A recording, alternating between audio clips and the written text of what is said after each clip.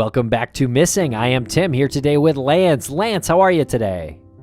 I'm doing fantastic today, Tim. I really hope our listeners are doing fantastic as well, and I really hope you are doing fantastic plus one.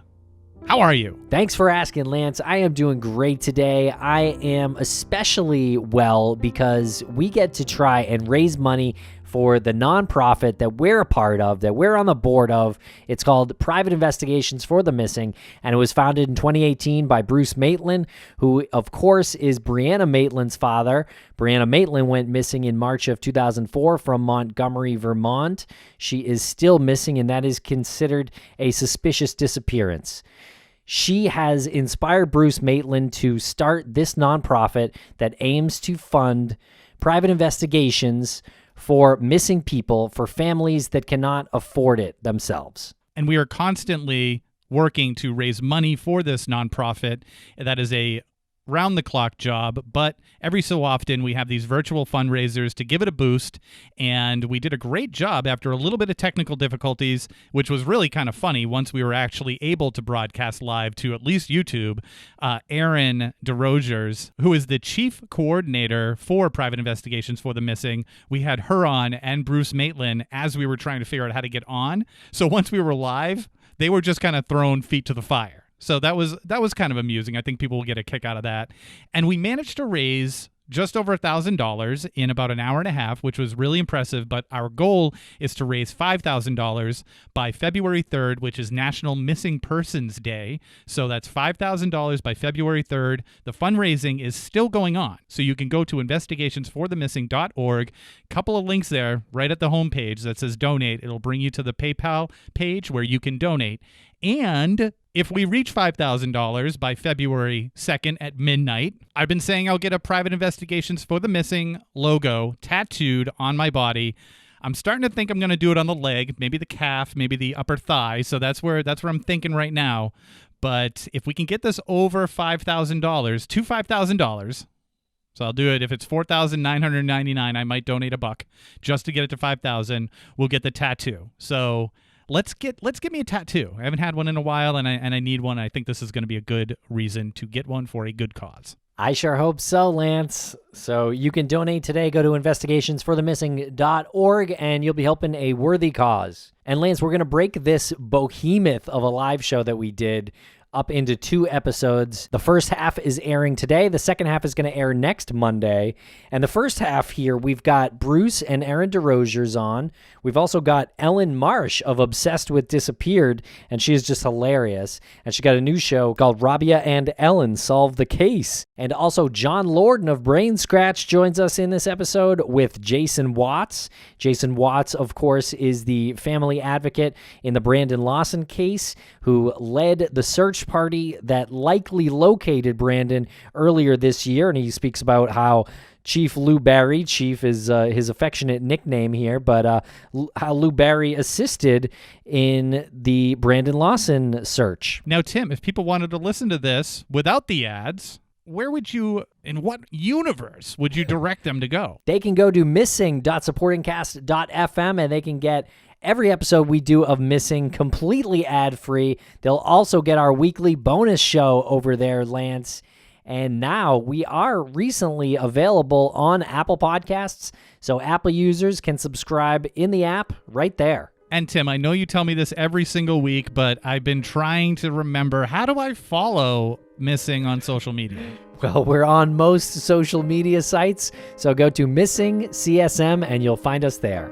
Thanks a lot for listening, everybody. We really appreciate it.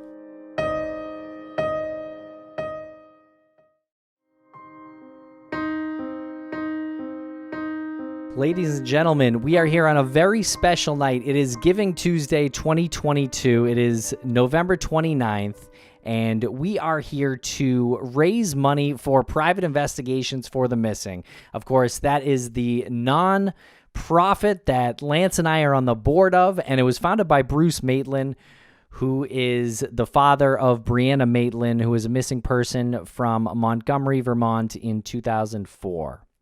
And Bruce, the founder of PIs for the Missing, is joining us here on the screen, as is Erin Desrochers. How are you both doing tonight? Hey, we're doing great. Doing great. Happy to be here. Thank you for hopping on. We just went through a little bit of technical difficulties, but we were exactly 15 minutes behind, which is not a bad thing. Giving Tuesday started off, I don't know, several years ago, the Tuesday after Thanksgiving, and we've been talking about this idea to have a virtual fundraiser for PIs for the Missing. What better day to do it on? So we're looking forward to an evening of special guests, people that are affiliated with the nonprofit, and people who have had their lives impacted by the nonprofit because they've had family members that have gone missing, and they're now working with PIs for the Missing in regards to finding out the answers for their missing loved one. But Erin, we brought Bruce on just to be like, oh my God, we are having technical difficulties. We don't know what to do. Finally, the last pull of the lawnmower engine, and it started, and we're on YouTube right now at least. But Erin, please explain yourself. No, what's your role with PIs for the Missing? So I kind of like an organizing rock star, if you will. I guess that's kind of how I describe Take myself. it down a notch. Well. Hold on. Bruce agrees. Yeah, so I was brought on just to help with kind of the behind the scenes organizing of cases, project management, organizing meetings, just kind of keeping everybody on track, making sure that projects are being completed, that follow-ups being done. It's nothing very glamorous, but I do enjoy it. The mission is very important to me, and helping missing people's family is very important to me. I was always a big true crime fan. I don't know if that's the right word, but and the stories are interesting. But at the end of the day, people need help, and families need support, and you need all sorts of people to do that. And that's basically why I'm here. This is a very different perspective from me. I've been watching your lives for years, but I've never been on. So this is it's a very interesting perspective. I think I'm doing okay.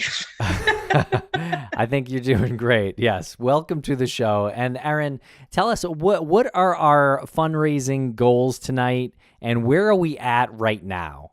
All right. So the goal is from now until February 3rd, which is National Missing Persons Day, to raise $5,000.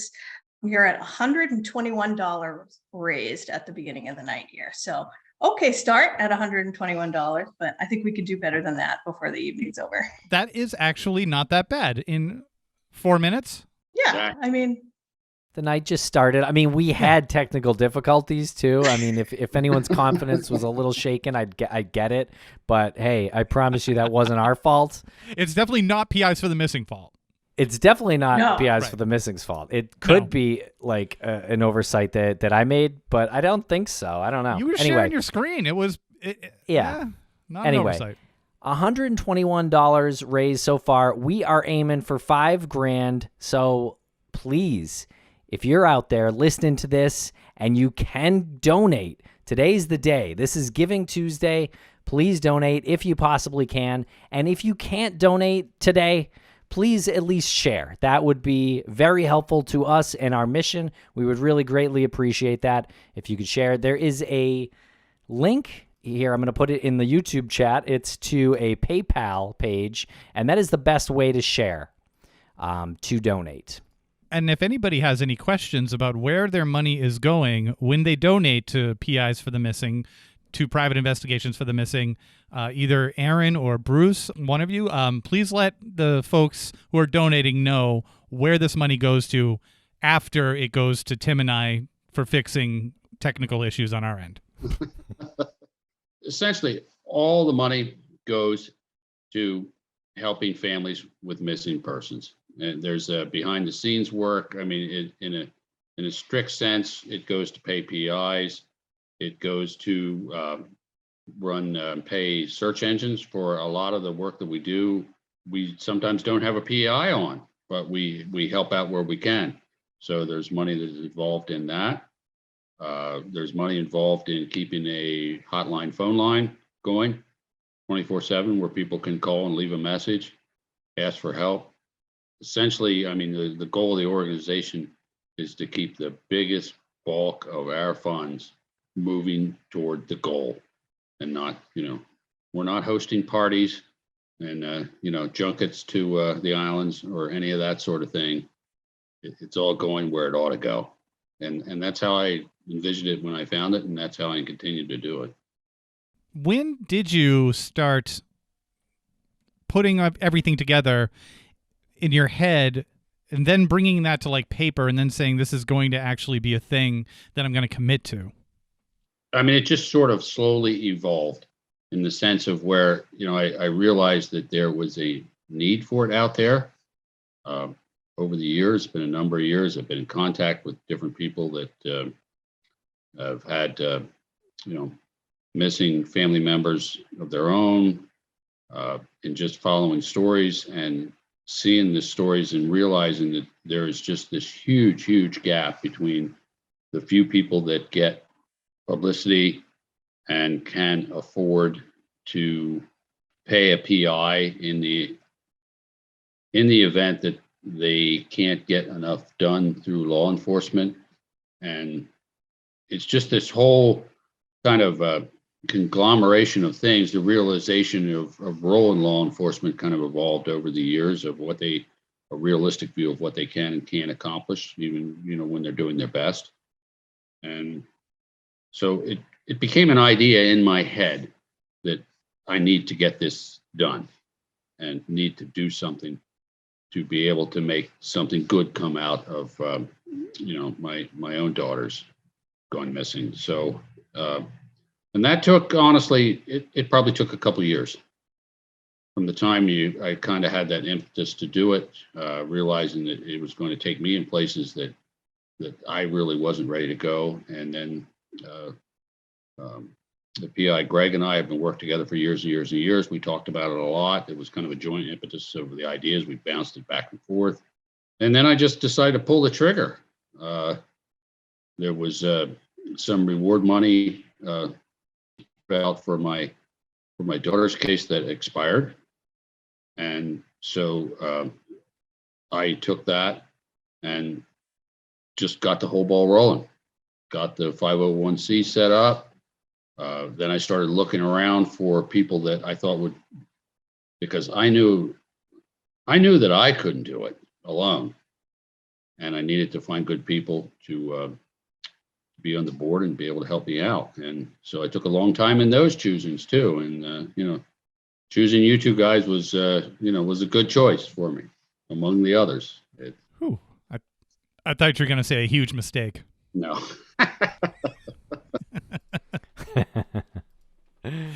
You mentioned Greg Overacker, and he's in the YouTube chat right now. And a lot of people, especially Shannon, are very concerned about the fact that he never eats anything other than gas station hot dogs when he goes out to talk to people. So maybe a couple of your donated dollars could go to Greg having an actual lunch at some point.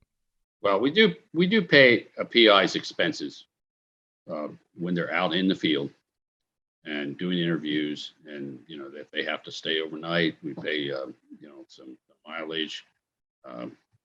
We pay an hourly rate that is negotiated between us and the PIs, and we expect the PIs in general do a lot of their at-home research on the case. We provide them with information through our own researchers and through databases that we can look up information and different things like that. So it's all just kind of a work. The PIs that are on board, yes, they have to get paid, but yes, it's sort of a mission for them too, And so we would spring for a little more. I mean, that's a long answer to a short question, and the answer is yes, we would spring for more than a hot dog for Greg. Yeah, seriously, Greg. Yeah, he doesn't want any more than that. That's what makes him feel comfortable. I don't think Greg even eats hot dogs. Yes, you can ask him. Well, we do have a very tight schedule. We're already running 15 minutes behind because of our technical difficulties that we're officially blaming on Twitter. Bruce and Erin, are you able to return later in the evening? Absolutely, yes. And we are at $193 now. So Oh, Right. Okay, now we're talking. cooking. All right, Get my camera fantastic. working too between now and then. I don't know. Just doesn't. Okay. we'll take what we can get. Okay. Well, your voice is paramount, but would love to see you as well. Okay, we are gonna move on and bring on Ellyn Marsh of Obsessed with Disappeared. Now it's Ellyn Marsh. How are you? I turned off the YouTube. That fixed it, right? Oh, okay, yes, yeah. it did. Yes. I am the youngest boomer ever. Like, I texted Tim. I was like, am I doing this wrong? I know I'm doing something wrong. I'm doing it wrong. Hi, guys. How's it Hi. going? How are you? You guys are amazing. You guys are incredible. You guys are so sweet. You guys use your platform. So you're just inspiring. I adore you. How are you? Oh, my thank goodness. you. Well, Yeah, we adore love you as well. and yeah, we adore you, and thank you so much for joining us here tonight. We know you're very busy. You do some very popular podcasts. Some of them to do with missing people too, which I love. Can you tell us a little bit about Obsessed with Disappeared? Sure. So I hosted Obsessed with Disappeared with Patrick Hines originally. And then I don't know what happened. Where did he go? I heard he ran away with the circus or something. And then I've been doing it with one of my dear friends, Joey Taranto. And Patrick and I were always... Missing people have always just kind of been the thing that just keeps me up at night, but also gave me so much sadness and anxiety. So Patrick and I set to make a light-hearted podcast about missing people, which really scares some people. And we've talked to many, many families. We just had Allie Lowitzer's mom on the show, and she's like, I really didn't think I was going to like y'all's podcast, but I get what you do. And we kind of, make fun of reenactment actors or, funny investigators to talk about these stories that are hard to talk about. And for people like me that would just turn off the TV, instead of turning off the TV, we give you like a little bit of a reprieve. We give you a little break for a couple seconds and, tell some inappropriate, dirty jokes to get your mind off the sadness every once in a while. We did cover Brianna's case. And, when they talk about the lonely farmhouse, we would just say, why is it so lonely? Maybe that farmhouse is just fine on its own, so... But, still honoring the cases and honoring these stories, and hopefully for people that ordinarily wouldn't kind of listen to them. So it's been an honor. We've done over 100 episodes and we're almost done. We've almost done the entire series. So, yeah. Wow. Congrats. 100 episodes. It feels like this just happened like 2 weeks ago. Like you just started 2 weeks ago.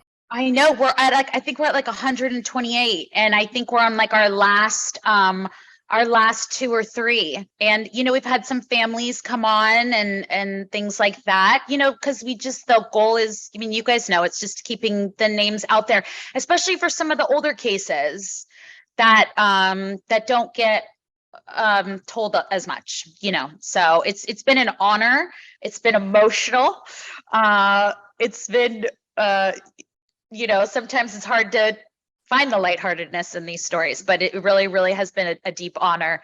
Well, I think your approach is great. And Lance says that comedy is a great entry point into learning about things. And I think that's a great way to put it. I also love how you and Joey, I think you sell a shirt that says "doesn't light up a room." Is that? Yeah. So, yeah, tell us about that, because me and Lance were talking about that, how that's just become a trope that you just can't say anymore. Yeah. Don't light up a room and don't be a free spirit. Just don't do it. Just don't do it. Every time they say it, I'm like, this is not, no, don't light up a room. Dole a room. Dole a room when you walk in it. Just really try and bring down the room. In fact, that would be better. But just don't have don't affect the room. Don't affect. Perfect, Lance. Perfect. Yeah. Keep the room at a homeostasis. Yeah. Status quo. So we made a t-shirt, that says "does not light up rooms." Just so, and don't lie about me when I'm gone. Don't, just tell the truth. So, but yeah, we do, and it's really, really nice when we hear from families. I do a Fred Murray impression, and he just, he loves it, and because sometimes we always say, if you don't laugh, you'll cry. Yeah, exactly. And I love if anybody has any issue with the way Obsessed with Disappeared approaches missing person cases, they haven't listened to a single episode. Yeah. They haven't gone to the website. They haven't seen that after the comedy introduction, it's all about the advocacy.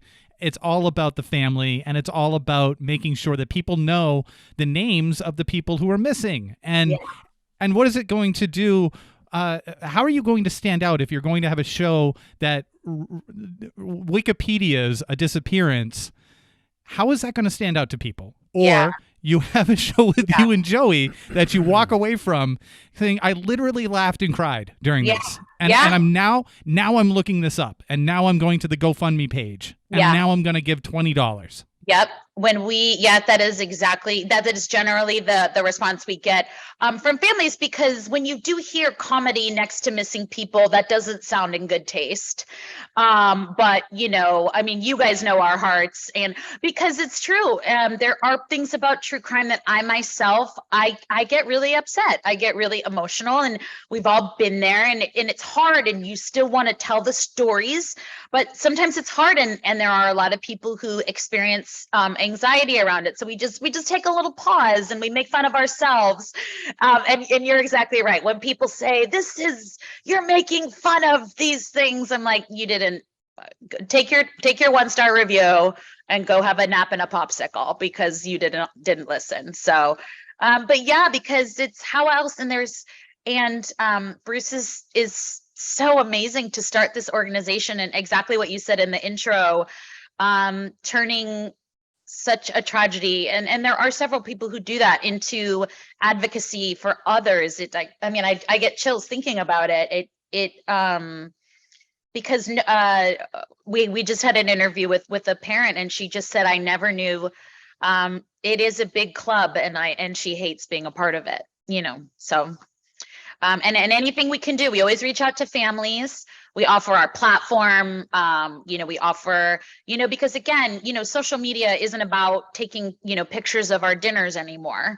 It really is about spreading information and getting information out there, and promoting things that you believe in, which is just so great that you guys are doing this. And but one thing you didn't mention, which is, I heard there's a bet involved with this. Are you saving that news for later? I mean, what better time to bring it up than now, I suppose?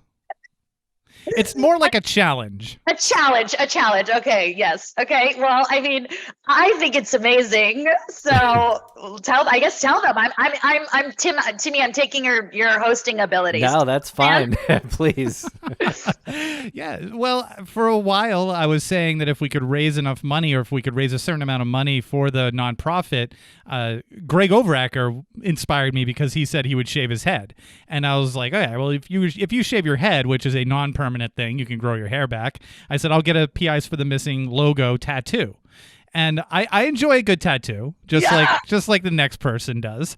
And that's my challenge to people. We put it out there a little while ago, and it kind of sounded like a joke, and there was some gray area to the details on it. But if we can raise $5,000 by February 3rd, I will get a PIs for the Missing tattoo, the logo, which is right behind me here. And it's a badass logo. I would get this. Really amazing. Did Bruce design? Did he design? It is really, really cool. If I may just pose a question, please. I feel like, I'm just throwing this out there, I'm just an ideas person. The person who puts it over the top for 5,000, Can they choose where the tattoo goes? Here are some of the rules. Okay. I think we should all be very respectful about this. And I will say you can choose, but we can't do face. I can't, like, a face tattoo. You should. I fair, was going to right? go for somewhere prominent, like somewhere that way, a conversation starter. I would do the neck. That and one of the caveats would be it could be that it'll be clearly the logo, but based on where it is on my body, I would have to work with a tattoo person to make it work in that area. Like like something on the neck, like the logo itself would look good on an arm, right? Because it's circular. It's really cool. But if it's on the neck, a circle won't work. So it'll be a variation of it. Make it work on whatever body part, and no body part that is on sensitive areas. I'm not going to get it. Yeah. Patrick is not here. He's not going to give you. My old partner, Patrick Hines, is very inappropriate to poor Tim and Lance, who are just trying to do their jobs. I don't know which one he loves more, Lance's blue eyes, or what does he say about you, Tim? I know he says Lancey with the blue eyes. What is it? I think he says he wants to climb me like a tree. Okay, there you go. Yeah.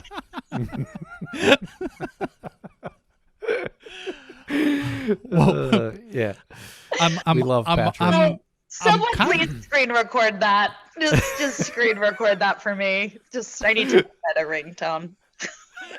When we were at Obsessed Fest, which is a beautiful event, and I can't wait for the next Obsessed Fest, if nothing else, but to see what outfits you bring to the table next year. Yes, because your outfits were absolutely fire this year. I was in sweatpants for 2 years.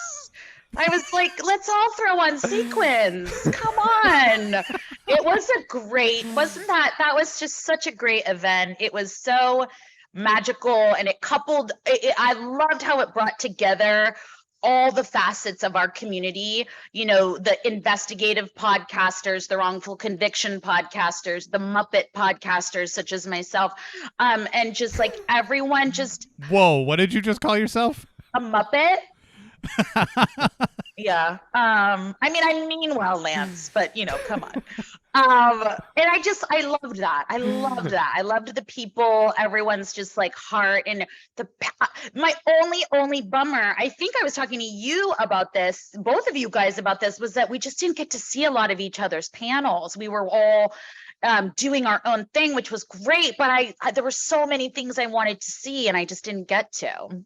So, but yeah. A lot going on that weekend. That was amazing. Can't wait for the second one coming up in 2023, October of 2023. That's going to be a blast.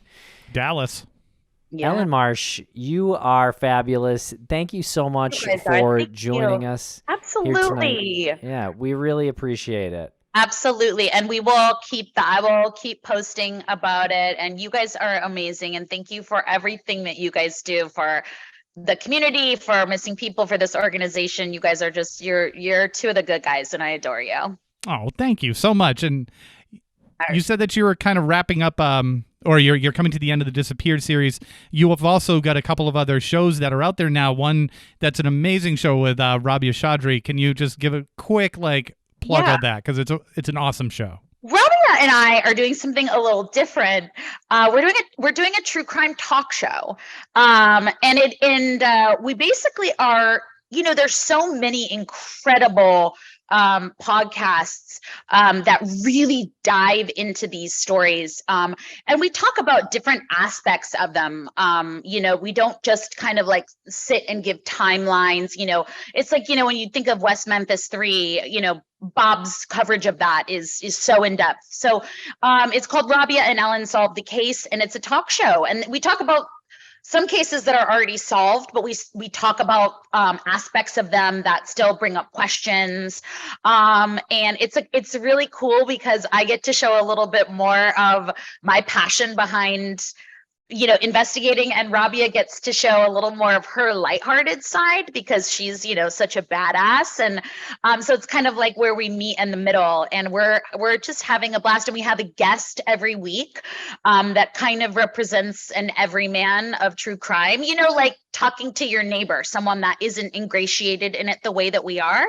And we kind of come with the facts and we say like, kind of, what do you think? And we talk about it, how people talk, we sit and this is our lives. But the great thing about true crime becoming such an accessible genre is it really does get people talking, and it talks about, we talk about wrongful convictions, and we talk about the importance of elections and prosecution, and and just how people can get more involved in advocacy, raising money.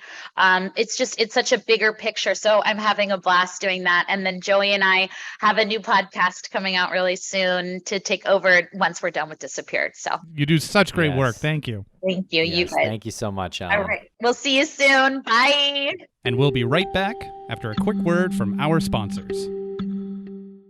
Thanks to our sponsors, and now we're back to the program. Okay, and now we are going to be joined by a couple of more very special guests. Folks, this is a very memorable night here. Right now, we've got Mr. Brain Scratch himself, John Lordan, entering the Zoom arena with his pal, Jason Watts, who is the friend of Brandon Lawson, who helped lead the search party in 2022 that likely located missing person Brandon Lawson. Welcome, John Lordan and Jason Watts. How are you tonight? Hey guys. How are you guys? Fantastic. Doing You know great what? over here. Yeah, thanks for joining. Oh yeah, you bet. The day absolutely sucked until I saw John Lordan's handsome face and well-groomed hair. Thank you, sir. Thank you. I got ready just for you. I was expecting, once we heard this news about a possible tattoo, I think PayPal might have gone down because I think it just got slammed with donations at that point. We've got to get it to 5,000 love people. that. Yeah, we have to Love get it to that. 5,000. So join us. Please make those donations. We need to see Lance get tattooed. And there'll be a full list of parameters, but I'm gonna say I'm not picky. Like I'm really not picky. I'm being kind of obvious. Like obviously don't say the tattoo's gonna go on my eyeball. Like A lot of rules, but he's not picky, folks. I've been pushing for the forehead. We have spoken about this, and I have been pushing for the forehead, but I don't know if that's going. Well, the way I see it is, okay, let's say someone throws in $1 million and they're like, I'll only do this $1 million if you get the tattoo on the forehead. You know what I say to that? Let's get the $1 million. I can buy some foundation and cover up when needed. Right. I thought you were going to say, let's get the $1 million and PIFTM will get 15,000 of it. And then everyone will And be I'll happy. be long gone. Yeah, exactly. Lance will retire. Well, John Lordan, tell us what it is that you do. We're in your domain tonight here on YouTube. Why don't you Yeah. tell us what it is that you do with your show Brain Scratch? Yeah, Brain Scratch originally started looking into unsolved mysteries of all kinds, but it was very soon that that started treading into missing persons cases.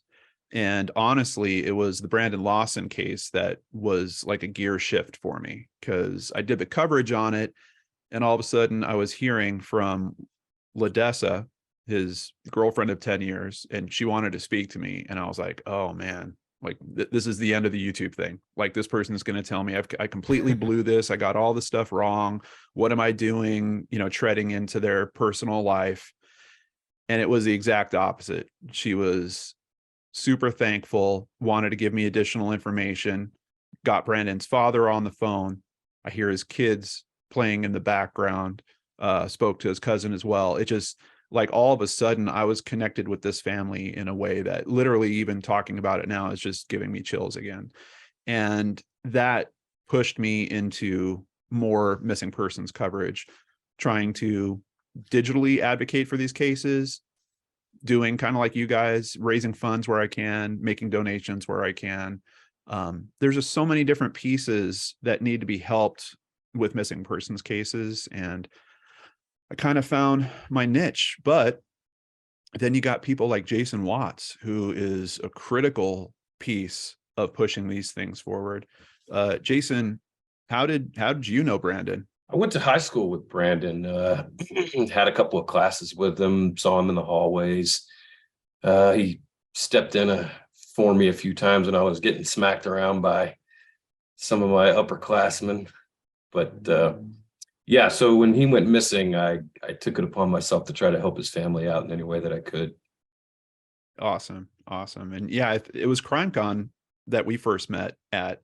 And all of a sudden I'm hearing from this guy, Jason, and he's like, yeah, no, I'm gonna find him. I'm gonna keep going. I'm gonna keep going until I find him. But I understand, Jason, that you had some help along the way there and some people that are now part of private investigations for the missing. You want to share some of that with us? Yeah, so I've had the fortunate opportunity to meet a lot of good people in my journey of my advocacy with Brandon's case.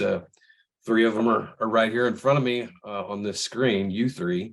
But private investigations for the missing, they really did help out with Brandon's case quite a bit. It was at the CrimeCon event in 2019 in New Orleans where I got the opportunity to meet Bruce Maitland. And, we talked a little bit and he shared, his vision for this nonprofit with me. And it's truly a vision that I share as well, trying to help families of missing persons. But they were kind of starting to get off the ground at that time, just starting to get off the ground. And one of the first things they did for their website was allow me to write a piece for their blog entry on Brandon's case. And it morphed from there when I met one of their private investigators, Lou Barry. He's a retired police chief who is now a private investigator and works for private investigations for the missing. I reached out to him right about the same time we were doing the CrimeCon event in New Orleans. Coincidentally, he had a trip planned to Texas to visit his son, who is stationed down here in the armed forces. And he agreed to meet with me and discuss the case with me. And we've been collaborating with each other ever since. He reached out to law enforcement in Brandon's case and tried to bridge that gap a little bit. He took an active role in, helping me plan the searches and help me come up with the most probable next course of action to take as far as locating Brandon. And he has just been a mentor to me. He's been a friend to me. I've said it a million times. I don't think we would have found Brandon without him. I've dealt with so many families at this point after covering hundreds of these cases. And the question usually comes up about, should I get a private investigator? A lot of them try to do fundraisers. And, I cover cases that aren't always super well known. And sometimes you'll see that GoFundMe and, it'll get a couple $100 together or something like that. And that they're just not going to be able to reach that goal. So knowing about the mission of private investigations for the missing, it's a very important component that can really help a lot of these people. And we're hearing in Jason's case, like it's invaluable information. It's kind of adding to the tools that advocates and families have for finding their missing loved one. Brandon's story, like, honestly, there needs to be a book written about it because there are so many great lessons to be learned from it. I wouldn't even necessarily think that a PI might be all that helpful in a case where we think that, someone might be lost out in the wilderness somewhere. And here we have a great example of that's not the case at all. PIs can be helpful with their experience, opening doors, the knowledge to know to bridge the gap with law enforcement. I remember the phone call where Jason told me that was part of the game plan, because it was very easy to be critical of law enforcement back in the early days of Brandon's case. And Jason's like, no, we're turning this around and we're starting to see some headway. Like all of a sudden we're starting to get some information from them. They're starting to be more helpful to us. It was just a really big turning point. And I'm just thankful for anyone that helped Jason find the success that they did in Brandon's case, including Cults Crimes and Cabernet, who I see in the chat. What's up, ladies? And that piece, like I'm telling you, there's so many different aspects of what went right with this case. Ledessa's approach with social media, the community rallying around her in the way that she did, her not getting tripped up on any of the negative talk or the stupid comments. There's just so many things that went right with this. Explain that a little bit. Her not getting tripped up with any of the talk or comments. She didn't let that negativity slow her down or affect her in a way that would take her focus away from, trying to find Brandon. As we all know, a lot of these cases, they do serve a lot of negativity. And, I can't say enough to that as well. I mean, I would say 95% of what you see is good, but you have that other 5% that's bad. And you just, I heard something this morning on the radio. Somebody said, don't give your critics any more time than you would give a friend. And so, don't let the negativity slow you down from the goal. I used to get into arguments with people online. I finally stopped giving into that negativity. And I just told myself, look, the day we find him, I will have shut all that, we will have shut all that negativity down right there in that moment. And that's exactly what happened.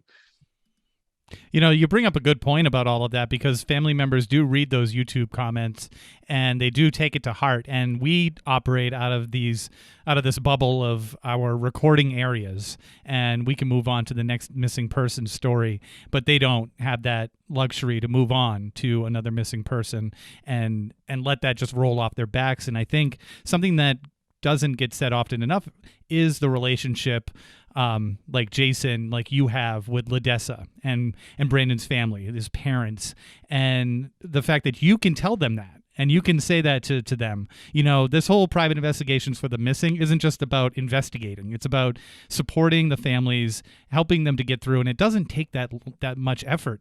And, I think a lot of people are like, I don't know if I can commit to doing something like that. But all it takes is just a, hey, how are you? Don't listen to them. Don't those people that's 1 out of 1,000. There's 999 who are supporting you, and the reason why they don't comment is because they know that it brings people down. So I think that's just something that you do, and we all do. John, Jason, we do this, and it's just part of the it's part of the work you've chosen to do. So good work bringing that up. Yeah, and I just want to thank Tim and Lance and Bruce and your teams behind private investigations for the missing. It's such a good cause. We've done fundraisers before on the channel. I'm actually the person that got it added to YouTube's nonprofit organization list so that you can add it to videos and stuff like that. And speaking of which, while you guys are running this, on every episode of Searchlight that's going to come out until we hit National Missing Persons Day in February, I'm going to do a mention about this. We're going to add the donation button specifically for private investigations to the missing to all of those videos. And we'll see what the Lordan Arts community can do. I know there's a bunch of you in the chat here, but let's see some of my friends here step up and help out. Wow. I can't say Thank you. Oh, sorry. Yeah. I can't say That's enough amazing. to the importance of this organization and the value that it has and the value that it's going to bring to missing persons cases. There's not a lot of organizations out here that do this, and I think this organization is going to be paramount in changing things, to get the community to realize that this is an issue. People are missing in our country, and law enforcement doesn't always have the resources or the time or the manpower to continuously commit to these cases, and that's where private investigations for the missing comes in. I don't know everything the future holds for me, but if at any point I do become a licensed private investigator, absolutely I will be working for private investigations for the missing and helping Bruce further his vision. Get ready for some gas station hot dogs. Greg, if you're still in the chat room, you're gonna have to point me out to the good ones. The good ones. Greg texted me while we were on this, and he said he's pissed. He said, "I'm gonna pants you next time I see you." That's what he said. He said he was gonna only pants you. He said he was gonna put a plague on me. If he's planning on pantsing me, you guys better have your sunglasses because I will blind every one of you. Oh boy. Well, guys, thank you so much for joining us here. And I love that you helped to display how important PIs for the Missing is and how important donations are. And that money is going to good use. So again, please donate if you can. We would love to bring Erin back in a few minutes for a quick update on where we're at, because I see the numbers are moving. But before, Is that a birthday cake? it's a birthday cupcake for you, John. Guys, thank you so much. I appreciate that. It's your favorite. It's got this hard chocolate top with what looks like really overly sweet strawberry lettering and a Yes. cherry that's got a dent in it. I hope that's a candy cherry. Lance, did you take a bite of my candy cherry? No, On it just fell on the floor. Oh, okay. All right. Well, I appreciate that. Thank you so much. Happy man. birthday. Wow, yes, happy birthday, John Lordan. Thank you guys so much, man. Appreciate you guys. Donating his money and his time on his very special day. I appreciate you guys. Thank you so much, man. Well, we appreciate you. Yeah, thank you both so much for joining us here, and we'll catch up soon. Thanks a lot for spending some time with us here tonight. Take care. Love Jason. you guys. Y'all take care. Love you too. Love you too, bro. Jason Love you. Watts and John Lordan. Thank you very much.